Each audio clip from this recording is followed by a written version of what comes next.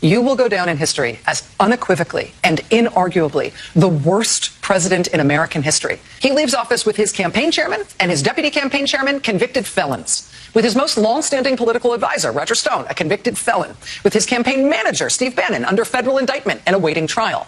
With a criminal investigation of himself and his business underway in New York, and possibly another criminal investigation pending against him soon in the state of Georgia. With the last two banks on earth that would still do business with him pledging now to never do so again.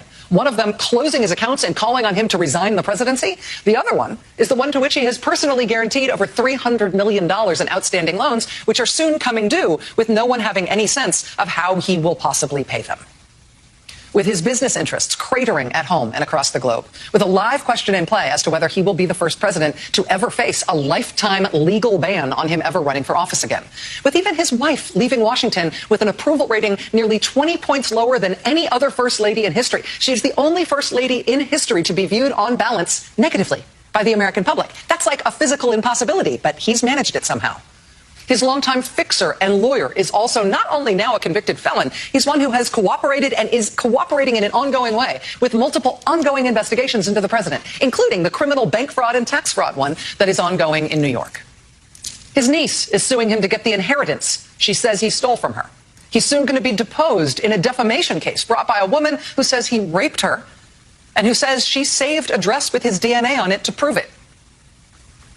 The company that was lined up to broker the sale of his now flagship property, his D.C. hotel, that company now refuses to be associated with him and will have nothing to do with the sale. The city where he was born and raised and lived his whole life before the White House, New York City, has canceled all its Trump Organization contracts. He, of course, in the middle of his one term in office, said good riddance to New York and moved to Florida, apparently out of some combination of spite and tax interests. But even still, his neighbors in Palm Beach, Florida, are asking that town to enforce zoning and tax rules in order to prevent him from actually moving in there full time.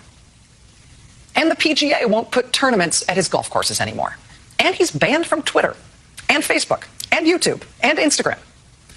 And apparently they can't find anyone to come to the sore loser send-off that he's throwing himself at dawn on his last morning as president at an airbase after he was voted out after only one term. The only president in U.S. history to have ever lost the popular vote twice, to have been impeached twice. The only defeated incumbent president ever to use violence by his supporters to attack the U.S. government to try to force his continued hold on power.